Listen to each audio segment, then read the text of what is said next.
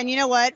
Everything that you're saying about they're making it harder for us. Like, we have a fight, and we're in the fight, but that's not going to stop them from making it harder for us to fight. And I know that they're doing that. They're making it more difficult with the censorship, with the lawsuits, with the legal battles. They want to make us so exhausted that we give up, that we quit. It's too hard. I've lost too much. There's too much at stake.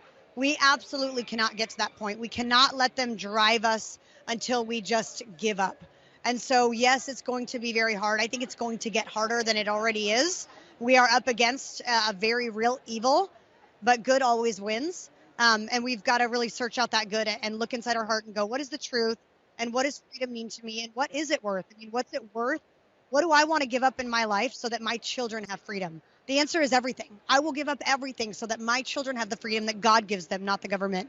And so do not let them, as hard as they're going to make it on us, do not let them break you down.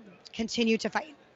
Thank you so much. You know, all believers, we believe that we're standing on the right side of the history, and we believe that God helped those who help themselves, and we are fighting.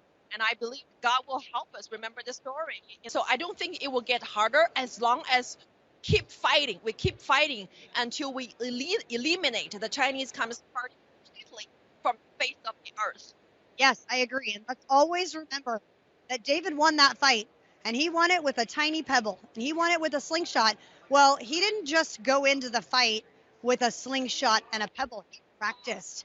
He went in with God, and he went in and he practiced. He knew he was going up against the giant, so he trained himself. That is what we need to be doing every day. You may not have a really big fight at your doorstep, but you're going to. Mark my words, you're going to. What are you doing to prepare yourself for that right now? Mentally, physically, spiritually? Yes, we need to be praying. We need to be getting into God's purpose. We need to be testing ourselves. What are you willing to give up? What are you willing to endure?